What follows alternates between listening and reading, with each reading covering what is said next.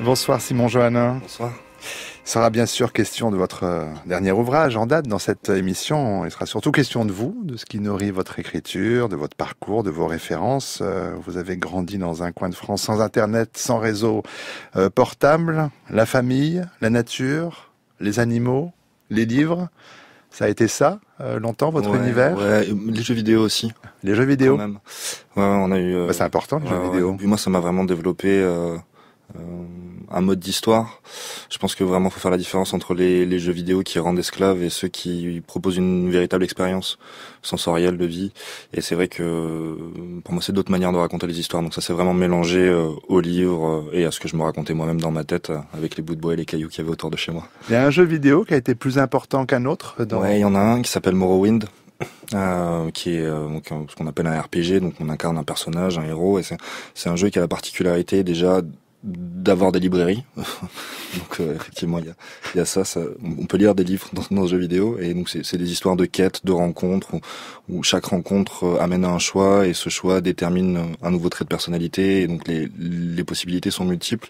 Mais ce qui est vraiment marquant dans ce jeu, c'est les paysages.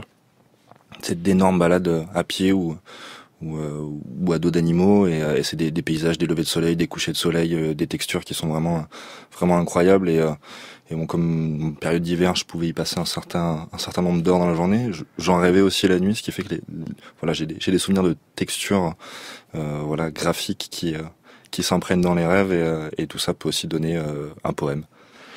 L'ennui aussi, ouais. C'est important. C'est une valeur, l'ennui. Disons que quand on n'a pas le choix, on en fait une valeur. Ouais. Mais quand on s'ennuie, on regarde peut-être mieux ce qu'il y a autour de nous. Je pense qu'il y a du bon dans l'ennui et la frustration. Ça permet déjà d'être patient, d'être plus patient, plus empathique, et en tout cas de profiter des choses quand elles arrivent, et de pas être blasé, quoi.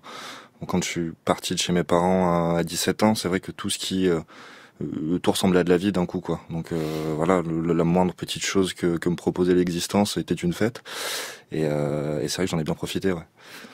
On va écouter tout de suite Jean Genet lire un extrait de son journal du voleur. Quand je rencontre dans la lande, et singulièrement au crépuscule, au retour de ma visite des ruines de Tiffauges où vécut Gilles de Rais, des fleurs de Genêt, j'éprouve à leur égard une sympathie profonde. Je les considère gravement, avec tendresse. Mon trouble semble commandé par toute la nature. Je suis seul au monde, et je ne suis pas sûr de n'être pas le roi, peut-être la fée de ces fleurs. Elles me rendent au passage un hommage, s'inclinent sans s'incliner, mais me reconnaissent. Elles savent que je suis leur représentant vivant, mobile, agile, vainqueur du vent. Elles sont mon emblème naturel, mais j'ai des racines par elles dans ce sol de France nourri des eaux en poudre des enfants, des adolescents filés massacrés, brûlés par Gilles de Rais. Et par cette plante épineuse de Cévennes, c'est aux aventures criminelles de Vacher que je participe. Enfin, par elle dont je porte le nom, le monde végétal m'est familier. Je peux sans pitié considérer toutes les fleurs. Elles sont de ma famille. Si par elles, je rejoins aux domaines inférieurs, et c'est aux fougères arborescentes et à leurs marécages, aux algues que je voudrais descendre, je m'éloigne encore des hommes. De la planète Uranus, paraît-il, l'atmosphère serait si lourde que les fougères sont rampantes. Les bêtes se traînent, écrasées par le poids des gaz. À ces humiliés toujours sur le ventre, je me veux mêler. Si la métempsychose m'accorde une nouvelle demeure, je choisis cette planète maudite. Je l'habite avec les bagnards de ma race. Parmi d'effroyables reptiles, je poursuis une mort éternelle, misérable, dans des ténèbres où les feuilles seront noires, l'eau des marécages épaisse et froide. Le sommeil me sera refusé. Jean Genet, pour cet extrait Journal du voleur. Simon Johannin, ça fait écho en vous? Oui, mais j'aime beaucoup Jean Genet depuis maintenant quelques années, et ça fait partie des écrivains où j'ai pas encore décidé si je les aimais d'un amour puissant pour leur livre ou pour leur vie. Voilà, ça peut être pour les deux quand même. Je pense que c'est pour les deux. Lui particulièrement. Ouais. Tout me fascine chez lui, autant dans sa biographie que dans son travail. Après, je suis forcément, comme tout le monde, plus ou moins réceptif à certaines choses, mais en tout cas, ces 5 romans basés sur sa vie, c'est vraiment, ça fait partie des choses qui m'ont le plus bouleversé en lecture. Ouais. Oui, il y a dans cet extrait particulièrement ce sentiment d'appartenir à la nature, mais dans ce qu'elle a de plus vil, bas, boueux. Oui, et puis tout ça avec une langue qui est la plus excellente et la plus travaillée possible. En fait, ce que je trouve génial chez lui, il faut pas l'oublier, c'est quand même quelqu'un qui a écrit uniquement pour sortir de tôle au début, et qui, une fois sorti de prison, n'avait pas du tout le même rapport à l'écriture. Et il y a une phrase que je trouve très belle où il dit j'avais besoin d'écrire dans la langue de l'oppresseur pour de l'agresser dans sa langue, et donc vraiment de raconter des choses qui étaient absolument innommables pour la bien-pensance de l'époque, et de la raconter dans une langue qui est absolument magnifique, quoi. Alors moi maintenant, du haut de mes 27 ans, 2020, je trouve tout beau et rien de choquant dans ce qu'il raconte. Mais c'est vrai qu'il y a une puissance qui est effroyable, quoi. Une puissance qui est passée aussi par le cinéma concernant Jean Genet. Enfin, longtemps, il a été censuré, son très beau film, mais on peut quand même le voir. Mais vous disiez, à 17 ans, vous êtes parti de chez vos parents pour la ville, c'était Montpellier, pour les études de cinéma. C'était quoi les rêves de Simon Johannin à ce moment-là? Je pense déjà c'était de se barrer, se barrer loin, d'arriver là où il y avait du monde, de faire des rencontres. J'ai adoré mon enfance, mais je pense que c'est commun à plein de destins en milieu rural. À partir d'un certain âge, on commence à subir la promiscuité, et alors forcément il y a. Vous étiez très très isolé là où vous viviez avec vos parents. Pour donner un exemple, l'école primaire, on était 12 dans l'école, entre 9 et 12 suivant les années. Voilà, donc c'était un système de classe unique. On était quelques familles, tout le monde se connaissait. J'ai gardé des liens très forts avec toutes les personnes avec qui j'ai grandi là-bas. Mais c'est vrai qu'au bout d'un moment, j'avais envie de découvrir ce qu'il y avait à voir ailleurs, tout simplement. D'autant plus que je savais qu'il y avait autre chose. C'est-à-dire que j'ai grandi dans une famille où il y avait quand même du monde qui passait à la maison, des gens d'autres horizons, d'autres métiers. Et donc voilà, j'avais des appels, des images de tout ça. Culturellement, j'étais pas isolé. Ce qui fait que ça a fait très tôt pousser des envies fortes. Le cinéma, il existait dans votre jeunesse. J'imagine qu'on n'avait pas tellement l'habitude de regarder la télé chez vous, mais quoi, des cassettes, des DVD, Il y avait pas, alors les cassettes, il y avait pas de cassettes, il y avait pas d'écran chez moi jusqu'à ce que on en ramène un avec mon frère pour brancher une Xbox et qu'on dise ça y est, on installe Babylone au sein du foyer. Mais alors c'est venu beaucoup par le cinéma documentaire d'abord. Parce que mes parents avaient un ami, Christophe de Ponfilly, grand reporter documentariste, qui passait après chacun de ses films régulièrement. Il était très copain avec une autre des familles du coin aussi. Donc tous les ans, il passait tous les 2 ans ramener un film, nous montrer des choses. Donc moi je suis très marqué par ces films sur l'Afghanistan. On avait toute une connexion enfant avec ce pays qu'on connaissait pas, parce que on a grandi avec ces films. Et je pense que ça, c'est les premières images fortes. Puis ensuite, il y a eu plein de choses. Il y a eu Buster Keaton très tôt aussi. Il y a eu, je regardais en fait tout ce que je pouvais regarder. Je le regardais. On se prêtait les DVD. Tout ce que je pouvais avaler, je l'avalais. Des choses bien, des choses moins bien. Mais je pense que les premiers chocs de cinéma, c'est à la fois du documentaire et puis des grands Kubrick. Première fois que j'ai vu Orange Mécanique en cachette à 13 ans, je pense que ça m'a aiguillé dans une certaine direction, dans une manière de raconter des histoires, ou en tout cas de faire sauter certains verrous. Mais c'était les premières envies en fait avant la littérature, c'était le cinéma. Moi, je me prédestinais pas à écrire des livres. J'étais beaucoup plus attiré par les images. Et puis c'est venu, je sais pas trop comment. On va essayer de raconter ça. Mais en tout cas, vous vouliez rencontrer du monde à Montpellier, ce qui a été notamment le cas de Capucine, dont il nous faut parler tant vos 2 parcours sont indissociables. Là, je vous le disais avant que commence l'émission, la prochaine fois, c'est Capucine, Johannin, que je voudrais inviter, plutôt que Simon, mais c'est bon. En quoi vos désirs s'accordaient-ils quand vous vous êtes rencontrés?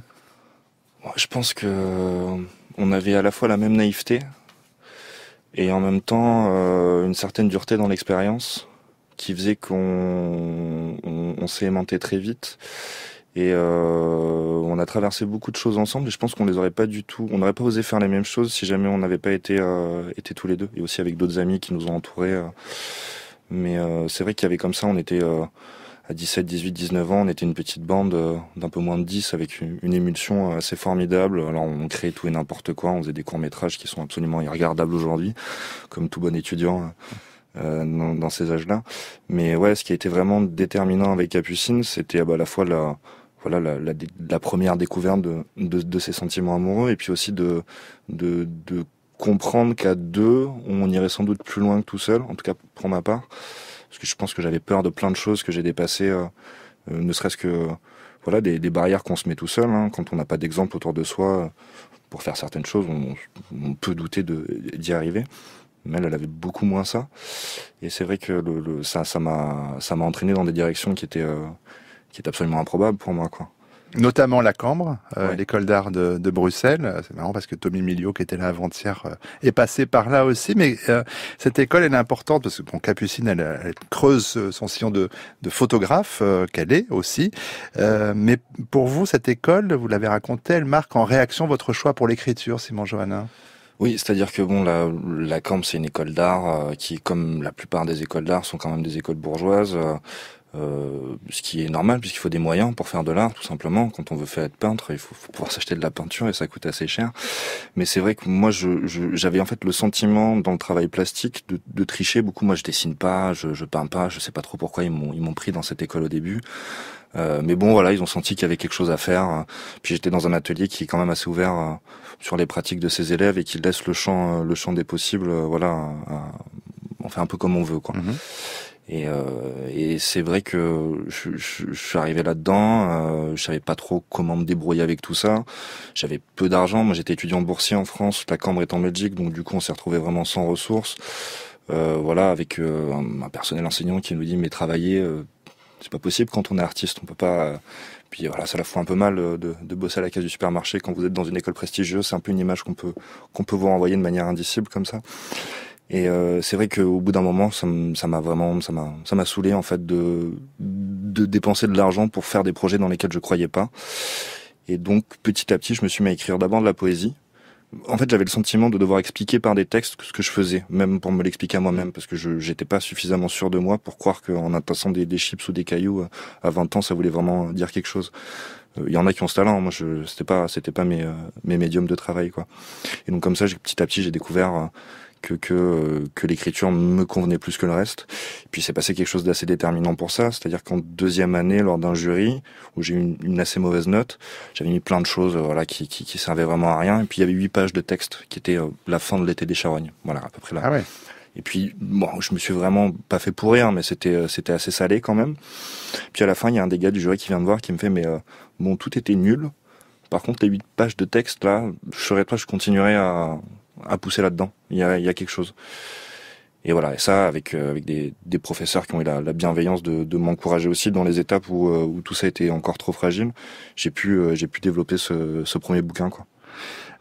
Qui doit beaucoup, vous l'avez déjà expliqué, aussi à Capucine, même Ouais. si vous ne l'avez pas co-signé, ce qui a été le cas du second Nino dans la nuit, c'était quand même un travail commun aussi. C'est-à-dire que Capucine, avant tout ce que je fais est soumis à son avis, en fait. C'est-à-dire que la moindre chose que je Et redis réciproquement ou pas? est réciproquement, mais je pense qu'elle a moins besoin d'avoir mon avis pour trancher les choix vraiment que moi. Je pense que je suis beaucoup plus en demande qu'elle à ce niveau-là. On se complète, mais pas de la même manière. Et pour l'été des charognes, ça a été la première à me signifier qu'il y avait quelque chose qui valait peut-être quelque chose à l'intérieur, quoi. Et à m'encourager, parce que bon, dans le cadre des études, moi je suis loin d'être le plus fort des travailleurs, et donc en plus, moi, j'ai pas choisi une école d'art pour m'arracher toute la journée non plus. Et c'est vrai que et elle et le dispositif des études, ça m'a quand même posé un cadre pour faire un travail que j'aurais sans doute pas fait en dehors de ça, quoi. Alors c'est vrai que si le livre L'été des charognes n'est pas autobiographique, même s'il parle d'une enfance dans un milieu isolé, campagnard, etc. En tout cas, ce qu'il est dans autobiographique réside sans doute dans la puissance de la littérature, de l'écriture sur un être, parce que c'est quand même de cela qu'il s'agit. Ça, c'est une part de vous, Simon Johannin. La puissance de l'écriture sur un être, j'essaie de comprendre votre question. Oui, en tout cas, je me vois pas faire les choses sans cette intensité. C'est-à-dire, quitte à des fois déborder un peu, mais voilà, j'ai besoin que ce soit justement débordant, quoi, que ça fuse et que ça jaillisse. j'ai pas, j'ai un rapport sensoriel à l'art. Je suis pas quelqu'un qui est tant que ça dans l'intellect. Il faut que ça passe par le corps. Il faut que je sente les choses physiquement. D'ailleurs, tout ce que j'écris et le recueil de poèmes qui est le prétexte à discuter avec vous ce soir, et aussi c'est de la poésie qui est issue de sensations essentiellement, quoi. Donc oui, en tout cas, je partage ce rapport d'intensité. Et puis aussi dans le cas d'une enfance où finalement il se passe pas grand chose, l'intensité on la place où on veut, quoi. C'est-à-dire qu'effectivement elle peut être dans le lit de la rivière, elle peut être dans les reflets du soleil, elle peut être dans le regard qu'on porte sur les adultes, mais en tout cas on essaye de se raconter une vie plus intense que celle qu'on a forcément, je pense. En tout cas c'était mon cas pour essayer de la vivre de manière plus possédée. On voit le résultat et il est heureux. On va reprendre notre conversation dans une petite dizaine de minutes. Auparavant, comme chaque jour, à 19h20, on accueille Marie Sorbier.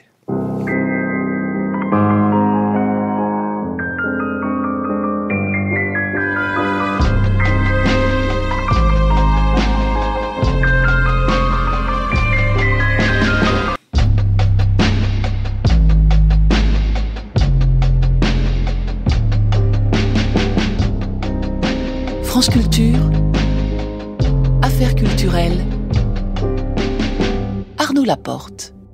Autre ambiance, autre voix. On poursuit cette émission en compagnie ce soir de Simon Johannin qui vient de publier « Nous sommes maintenant nos êtres chers » aux éditions Alia, un recueil de poèmes qu'on va bien sûr évoquer, mais autre ambiance, autre voix. Vous avez eu envie que nous écoutions un extrait d'un entretien avec Griselédis Réal, qui est une de mes idoles, artiste, autrice, peintre, prostituée.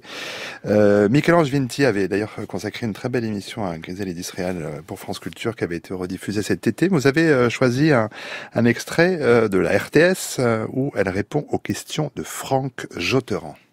Est-ce que la cruauté peut avoir quelque chose de positif ? En ce qui me concerne, la cruauté pour moi, en effet, peut avoir quelque chose de très positif, mais alors d'une façon détournée, vous voyez. Par exemple, dans la vie, quand les gens vous font du mal, on ne peut pas se révolter, on ne peut pas tuer, on ne peut pas mordre, on ne peut pas cracher sur quelqu'un sous peine de représailles vraiment néfastes. À ce moment-là, on se contente de rester poli. C'est ou le silence, ou alors le sourire, des paroles gentilles, on serre la main, on dit merci éventuellement. Mais par contre, quand on écrit, alors là, on peut tout à coup montrer l'autre face, on peut se venger, on peut être très très cruel en écrivant ou en dessinant. Et à ce moment-là, c'est comme si on respirait enfin, c'est comme une guérison, c'est presque médical. Et alors pour les gens, comme c'est très symbolique à ce moment-là, la cruauté pour eux, ils n'encaissent pas la même chose que si on leur a foutu un immense coup de poing dans la figure. Elle est supportable, elle est même agréable à regarder pour eux, elle est encore trop belle pour eux. Ça devient une œuvre d'art. Ça devient une œuvre d'art avec un tout petit relent ironique. Et vous écrivez pour vous venger ? À certains moments, oui, bien sûr. Ça me pousse, à ce moment-là, j'ai des ailes. Pouvoir de la littérature, selon Griselédis Réal. Vous êtes en accord avec ces propos, Simon Johannin ? Ouais, complètement. Ça me fait sourire parce que, à la fois pour la petite pointe d'ironie, puis j'en parlais encore hier avec un copain qui est écrivain aussi, Oscar Kupfan, et on se disait de toute façon, toutes les merdes qui nous arrivent, au moins nous on peut en faire quelque chose. Et c'est vrai que c'est assez vrai, on a cette chance-là de pouvoir... alors oui, comme elle dit, de temps en temps. On peut pas non plus faire des livres pour régler des comptes, mais c'est vrai que de temps en temps on peut se payer un peu de vengeance et c'est agréable. Et puis si on arrive à en faire quelque chose de beau, c'est bien pour tout le monde, y compris pour celui duquel on se venge.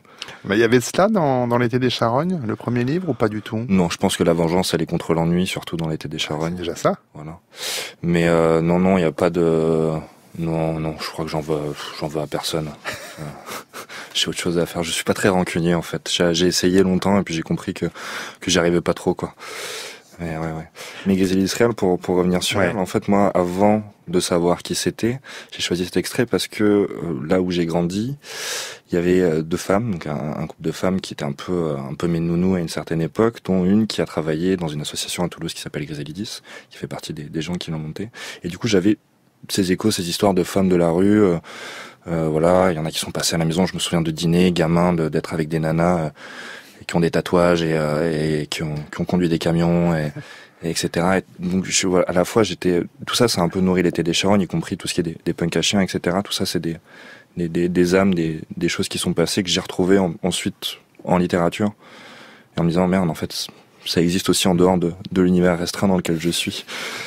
Ça s'était propagé. Alors, on évoquait l'été des Charognes, le second, Nino dans la nuit, donc je l'ai dit, co-signé cette fois avec Capucine, Johanna.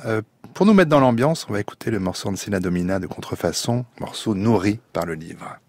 Ce morceau, Simon Johanna, ça correspond aussi à un désir que vous avez, Capucine et vous, de mener des projets collaboratifs avec d'autres artistes. C'est aussi ça, l'idée? Ouais, alors là, c'était encore une idée formidable de Capucine, c'est-à-dire que on a fini Nino. C'est une mission hommage à Capucine Johanna pour celles et ceux qui n'auraient pas compris encore. Nino est sorti en janvier 2019, on a fini le livre en octobre 2018, et donc du coup, on avait un temps de latence où on rongeait un peu notre frein.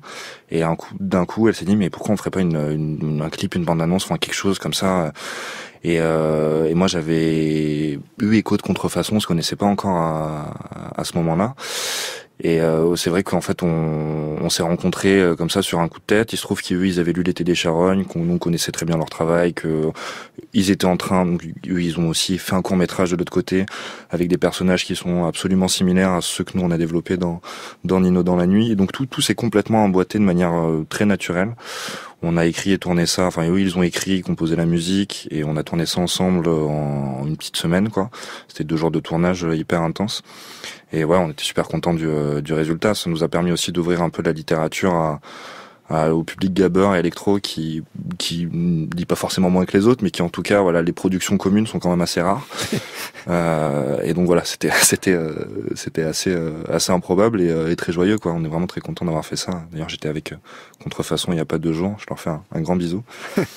Mais l'envie de collaborer, de développer toujours. Ce type de... Moi, en fait, j'ai ce truc, je suis pas très solitaire. En tout cas, pas tout le temps au quotidien. Et c'est vrai que même dans l'écriture, je sollicite toujours des gens pour avoir leur avis. J'ai pas du tout ce truc,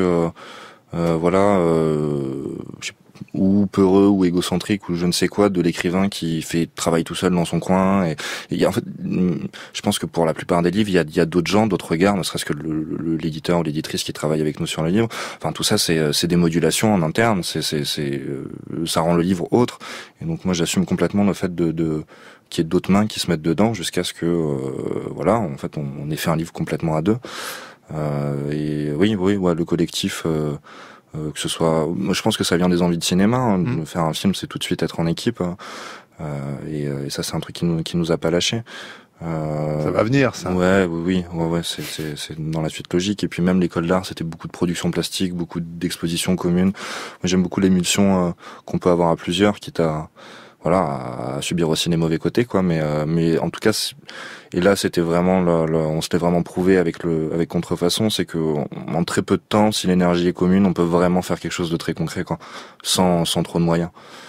Voilà. À propos des 2 premiers livres, on peut aussi les voir comme un diptyque, la ville après la campagne, mais toujours la recherche de la beauté, là où on peut avoir l'impression qu'elle n'est pas. Je résume un peu grossièrement. Oui, mais sinon c'est pas drôle si on va pas mettre un peu le nez dans la crasse.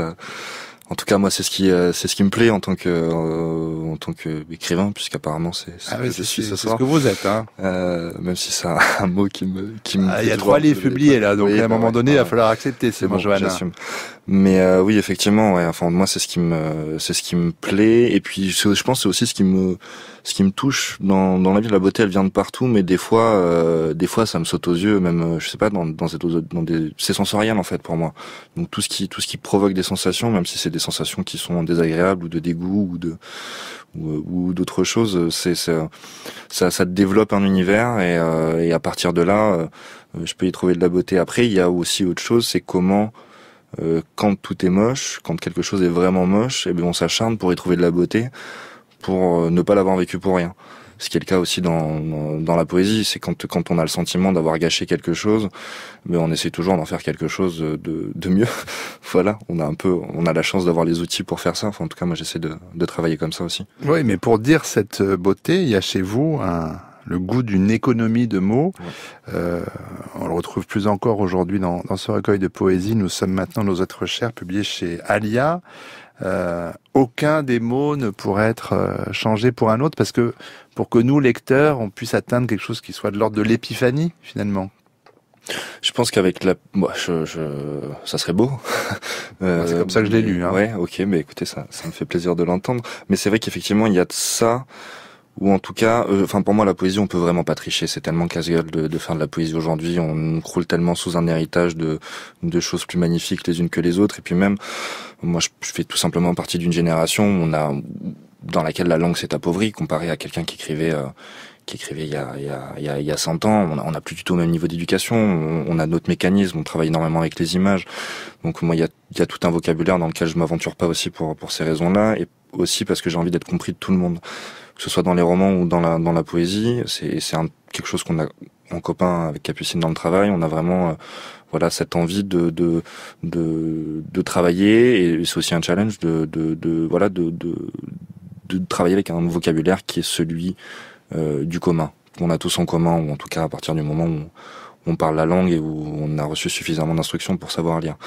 Mais et la poésie, je la voulais pareil, je la voulais simple, c'est de travailler dans une forme de pureté, et puis aussi tout simplement parce qu'elle sort comme ça en fait. Je sais pas trop quoi vous redire d'autre. Peut-être en donner à entendre quelques exemples. Je vous ai demandé juste avant l'émission si vous voulez bien lire. Vous m'avez demandé de choisir 2 ou 3 ou 4. Peut-être le premier quand même. Hein. Aide-moi à faire arrêter les chiens de se battre. Une autre. Tu avais oublié le maillot de bain volé, taché d'un peu de sang dans la toute petite chambre. J'avais la tête en feu, quand toi fuyant t'as voulu revenir. 60 portes alignées, toutes pareilles. Des chiffres et des numéros qu'il aurait fallu connaître. Longtemps, j'ai fixé le sang dans la culotte. Allez, un autre encore. Si je meurs, donne mes livres aux amis, mes vêtements aux pauvres, ma mémoire aux enfants, mais garde les bijoux, car mon âme amoureuse sera noyée dans l'or. Un dernier, Simon Johanna, je vous mets à... Pourquoi ce désir qu'une hache frappe violemment de la gauche vers la droite et me disloque le crâne? Quelques extraits de ce recueil. Nous sommes maintenant Nos êtres chers. Ce recueil, moi je l'ai lu d'une traite, je vous le disais en dehors de l'antenne, c'est aussi c'est celui des souvenirs, c'est votre recherche du temps perdu. Recherche, oui. Mais chez vous, la Madeleine, ça peut être le goût de la vodka à la bouteille ou le sang dans une culotte. Ouais, je pense que on se refait pas. Oui, c'est ces choses-là. Et puis c'est toujours, encore une fois, c'est toujours lié à l'autre. Pas forcément dans les choses les plus évidentes. Mais oui, je suis dépendant de la rencontre, je suis dépendant des autres. Et là, en l'occurrence, c'est beaucoup. Capucine me disait ça. Elle a l'impression de revoir un album photo du milieu de notre adolescence. Et moi, c'est une période où je passais énormément de temps dans la rue, comme beaucoup de lycéens, de post-lycéens, à faire toutes les rencontres qu'on peut y faire, puisque nous on était ce qu'on qualifie aujourd'hui d'étudiants pauvres ou étudiants précaires, ce qui fait qu'il y avait tout un tas de choses qu'on pouvait pas consommer, donc du coup on s'affaire à s'occuper avec des choses gratuites et donc de traîner dans la rue. Et ça a donné lieu à plein de rencontres qui étaient très éphémères mais bouleversantes, et en tout cas que j'ai gardées. C'est vraiment des choses que quand j'ai écrit en tout cas les phases les plus narratives du recueil, ça s'est fait en 2 ou 3 jours, et c'est vraiment ce qui est revenu petit à petit, quoi.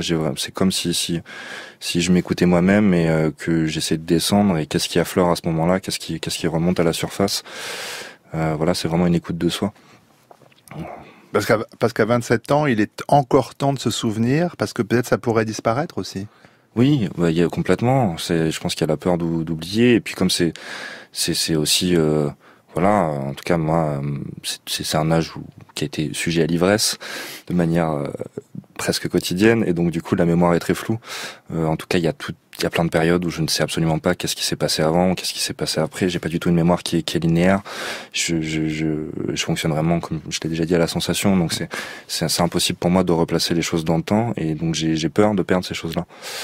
Mais une fois que les mots remontent, dans un premier temps vite, mais après, comment ça se passe? Vous repassez sur les textes, sur les poèmes, un par un Faut que ça décante, ouais.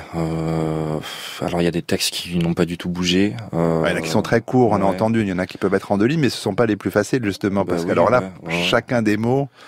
Puis généralement les textes qui sont en 2 lignes, c'est ce qui reste d'un texte plus long où on a fait sauter tout ce qui n'était pas nécessaire.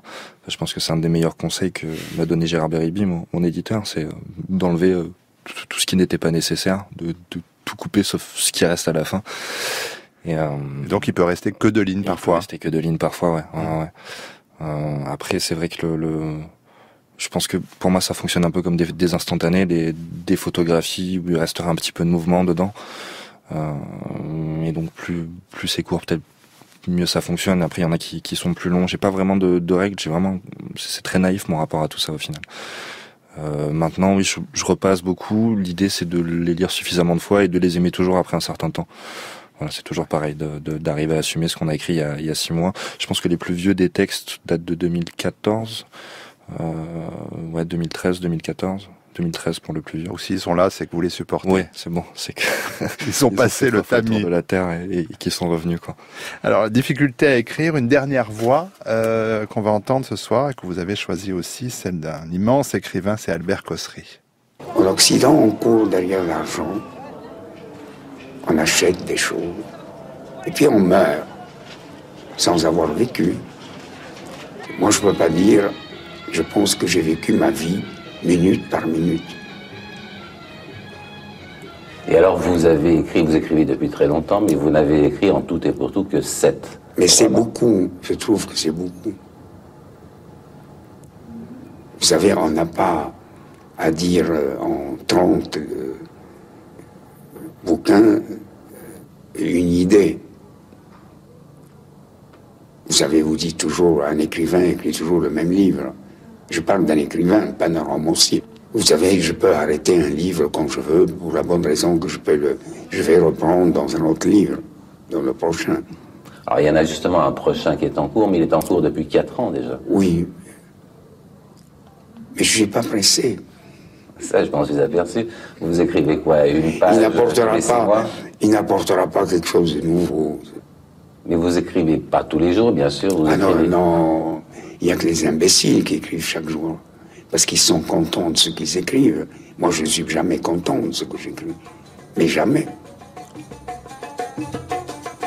Vous savez, c'est terrible d'être un écrivain et d'être lucide. Parce qu'on se rend compte que c'est mauvais. Et c'est toujours mauvais.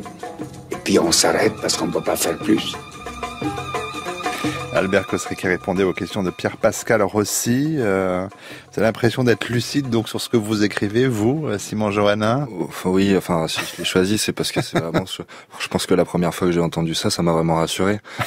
C'est-à-dire que moi, je trouve aussi de l'intérêt dans mon travail parce que les autres en trouvent et que ça me nourrit. Mais c'est vrai que si j'étais tout seul avec mes livres, je suis pas sûr de les vivre de la même manière. Je pense que de toute façon, déjà une fois, comme il l'a si bien dit, une fois qu'il est fini, on s'arrête parce qu'on peut pas vraiment faire mieux, quoi. Mais on essaie de faire mieux la fois d'après. L'idée pour moi, c'est de rater mieux la fois d'après, quoi. Comme disait Samuel Beckett, exactement. Vous imaginez arrêter d'écrire? En tout cas, je me force pas. Si un jour j'ai plus rien à écrire, ça sera pas un drame pour moi de faire autre chose. Parce qu'il y aura toujours un autre médium. Il y a quand même cette idée-là.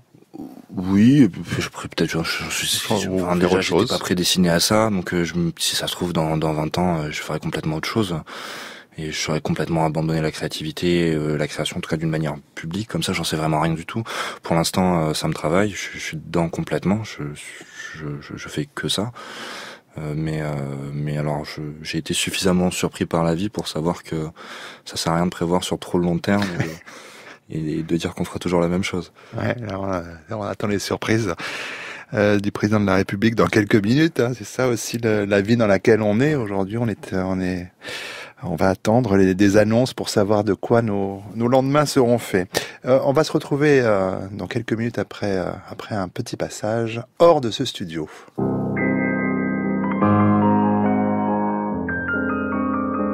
Je me demandais si les animaux vous manquent ou pas. Oui, bah je vais quand même Vous retournez de temps en temps. Ouais. Après, c'est vrai que le contact au vivant, comme on dit maintenant, je préfère dire la vie. Ouais, c'est mieux. La réalité, ça me perturbe un peu toujours. Mais ouais, ça me manque. Les chiens me manquent beaucoup. Alors les chiens très présents dans votre écriture. Et d'une manière générale, la nature sauvage, mais particulièrement les chiens, en fait, puisque ça incarne et puis ce que ça dégage comme présence, comme chaleur, comme potentiel danger aussi. Et puis en fait, ils me quittent jamais vraiment, les chiens. Je rêve souvent de chiens, je rêve de panthères beaucoup et de serpents en ce moment aussi.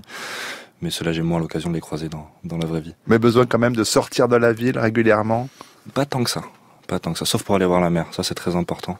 Je reste quand même méditerranéen dans l'âme et il faut que j'aille faire mes ablutions quelques fois dans l'année. Ouais.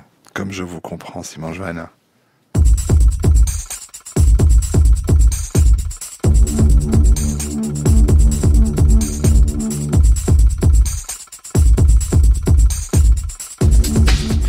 Merci beaucoup, Simon Johannin, d'avoir été notre invité ce soir. Le dernier livre en date, c'est un recueil de poèmes. Nous sommes maintenant Nos êtres chers, publiés comme vos livres précédents chez Alia. Et la prochaine fois qu'il y aura un Johannin, ce devra être Capucine, que nous recevrons, je l'espère en tout cas. On la salue bien, encore une fois.